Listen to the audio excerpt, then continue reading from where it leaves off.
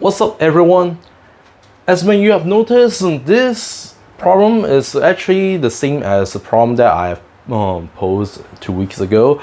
And again, for that video, I apologize that I didn't check it and therefore there was no audio in that video. So this time I'm going to remake the video and redo the problem so that you will see what I'm doing while I'm writing down all the stuff.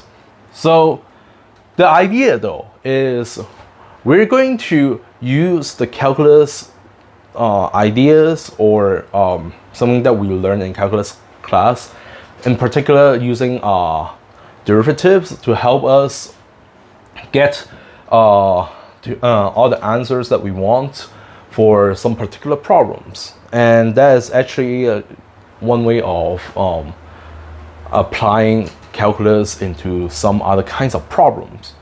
So here we have the function y, or we call it f of x, is equal to x to the x power. I know this is actually something that is actually very interesting, but also kind of crazy. So we're going to consider only within R, or the real numbers, meaning that not only the x values but also the y values, the dependent variable, has to be a real number as well. So we can also call this a real value function, since both x and y values can only be real numbers. What are we trying to find? Of course, when we have a function, we would like to find out what the domain and of course what the range is. And don't get confused between the range and the codomain.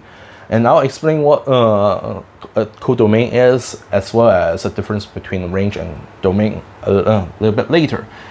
And since we're already trying to use calculus ideas, we might as well try to find the relative maximum, relative minimum, absolute maximum, and also the absolute minimum of the function, where some people will call the relative maximum, relative minimum be the local extrema.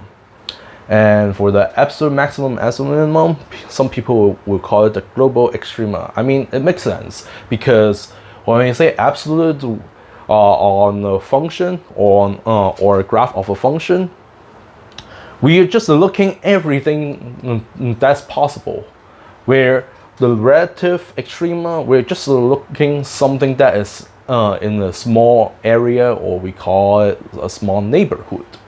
So it's also a reasonable way to think it as a locally, which is in a small area within the points that we're looking for, and globally, as we are looking everything that has been included. So what's the difference between codomain and range?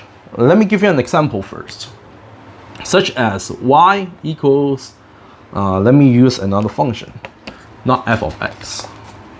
Let's call it g of x, where this function is just x squared.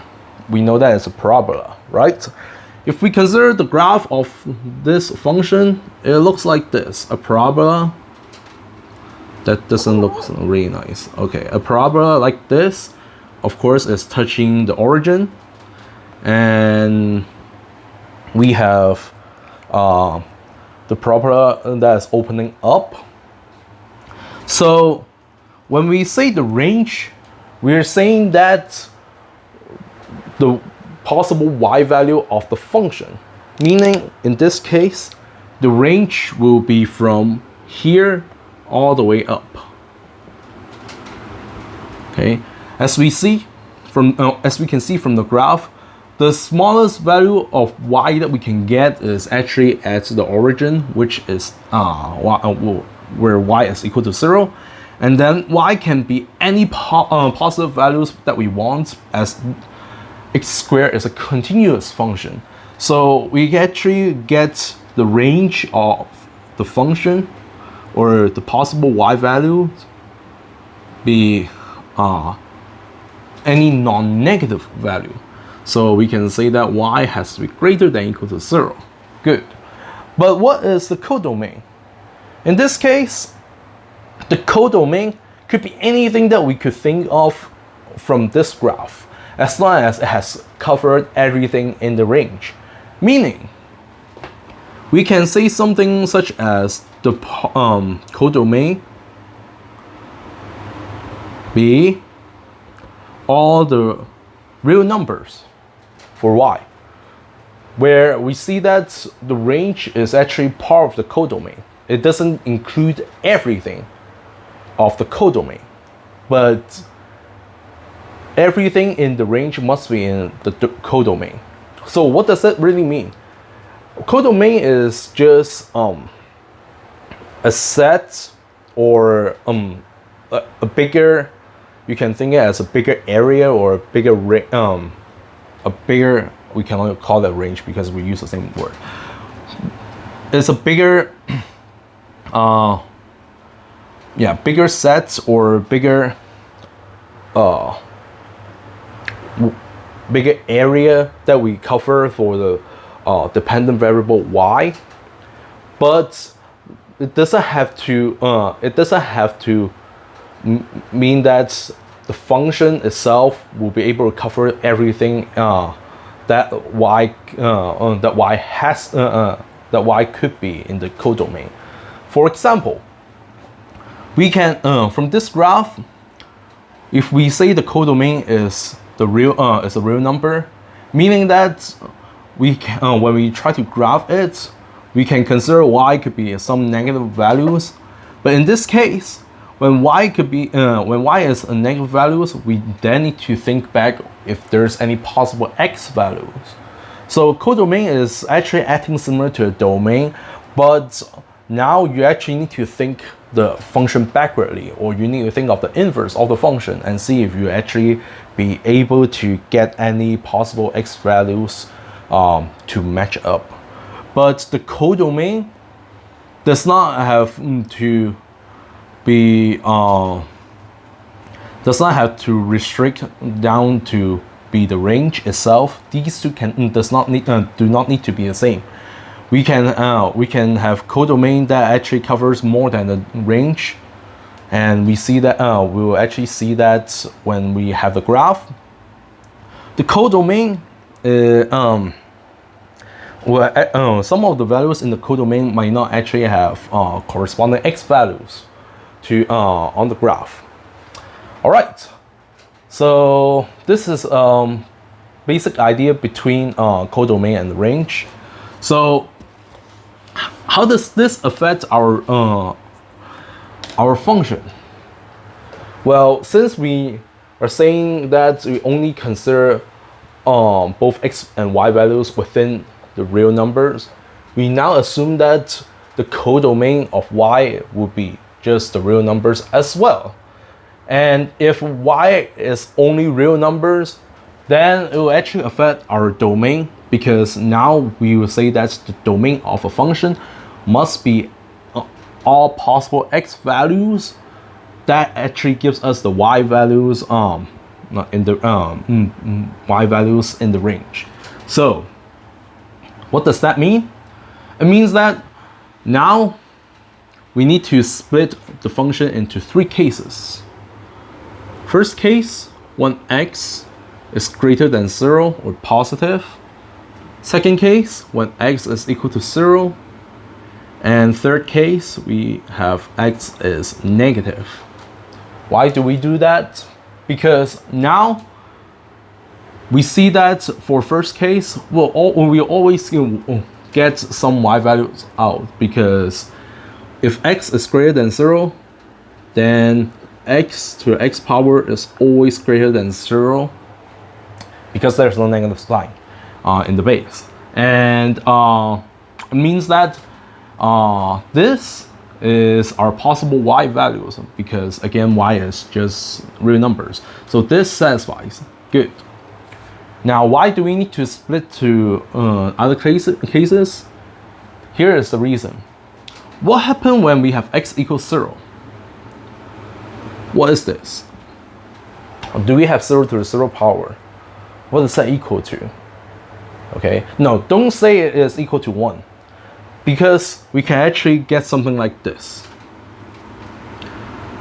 0 to the 0 power is actually indeterminate because if we're trying to think it as a limit, we can actually get different approaches and ending up with different outputs. For example, let's say we fix our base. No, we fix our exponent and change our base, like this. Okay. Now, when we say 0 here and 0 here, we're not saying that the 0 is approaching the 0. We're talking about the exact value 0 itself.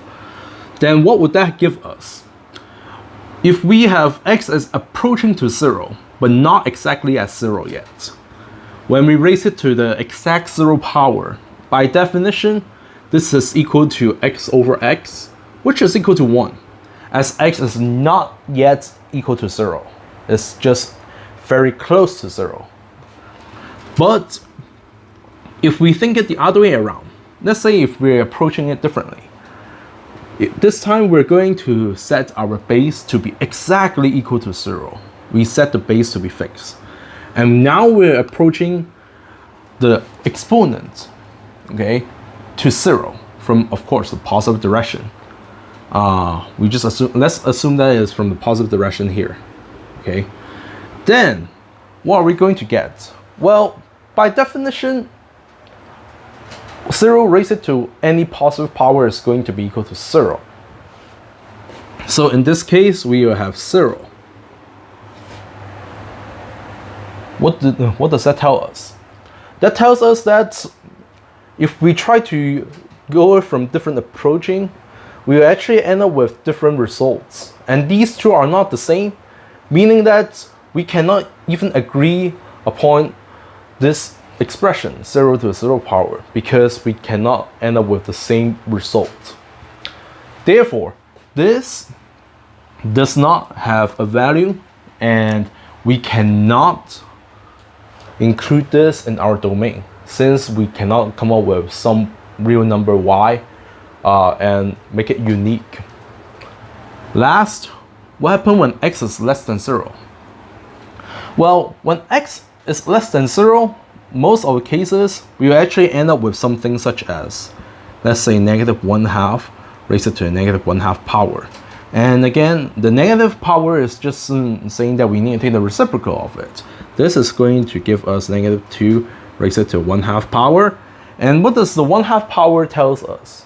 When we have fraction in our exponents, and we have something in the denominator. Of course, it has something in the denominator.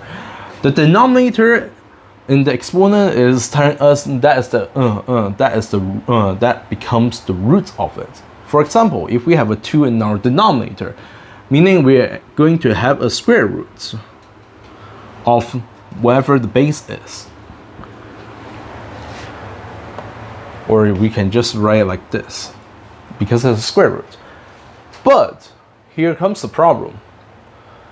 When we have an even root and there is a negative sign inside of the even root, is that going to give us a real number as a result? No. We know that there's no real number that can satisfy this expression. In fact, we need to extend it to the complex world, or we need to use the imaginary units to help us get the result at least. So, what does that tell us? This tells us that we cannot have x to be negative either, because if we assume x to be negative, we'll end up with y not real. In other words, y will becomes a non-real complex number, which actually lies outside of our condition. Some of you might ask, well, what if we just choose x to be negative integer, such as, let's say, negative n, where n is an integer? And of course, if we just simply think it, I think the value itself, we actually can get, by definition, we will get the following. -1/n, all raised to the nth power. And since n is an integer, we'll always get a real number inside. But here is the problem, and there's also a reason why we do not include these points here. We call these points the isolated points on the graph if we actually need to include them, meaning that there is no other points, or it is actually discontinuous as well, and also known as points that actually, it will be something like this, for example. But it will be points that are actually isolated from the rest of the graph of the function, meaning that we cannot connect it to other points or other parts of the graph. And since we're looking it as a continuous function, we would usually like to ignore it. Another reason of why we should ignore these points while we're thinking it as a continuous function or as a graph is because if we try to use the definition of the logarithm, well, not definition, yeah, one of the definitions in the logarithm property, we can rewrite this function with base e. But what would that give us? This is going to give us something like this. X to the x power, if we raise it, if we change the base into e, we will now get, instead of x here, we are going to get e as a base, raise it to the ln of x power by definition. Then we can just multiply the x in, so we get e to the xn of x power. But if we use the definition of logarithm, we also will say that x has to be positive in order to get real numbers. When x is negative, we actually will need to extend it to a complex plane in order to define what ln of negative number would be. And again, the purpose of this video is only to show the application of calculus, or mainly derivative. So I do not expect you all understand like the deep side of the complex numbers as well as complex analysis. This is not part of the purpose. So that's also a reason why we only consider with real numbers. Okay, so because of the definition, we can see that our domain of this function can only be positive real numbers. Okay, therefore now we can just write our result. The domain will be x is greater than 0, or known as positive answers. But of course, we also have other ways of writing it. If we want to write it as a set notation, one way of writing it is we will just now put the curly bracket here, and then define that the variable that we're looking for is x, because that is our independent variable, such that x is greater than 0. And this, with the curly brackets, is actually telling it as a set notation, meaning that the domain is a set, or you can think it kind of like a collection of all the possible x values that satisfy the condition after this stroke here. Okay, and of course we can write something like as an interval. Okay, from 0 to positive infinity with parentheses. And again, parentheses means that we are not including the endpoints. As we see, we have positive infinity on the right, and infinity is not an actual number. It is just a notation to of an idea that we can go as far as we want, and it will never end. And therefore, we cannot actually include this as a number. And for the right hand side, since we do not want to include 0, we'll just use parentheses as well to leave it open. Good. So for some of you that have already learned set theory, you can also write it as the real number that's greater than 0, meaning that we're taking the positive side only. Or my personal favorite is write it like this with a plus sign. It just means the same thing as greater than 0. Okay. All right. So I'm going to keep the answer with what I like, and we'll continue to figure out the rest of the problems in the next video.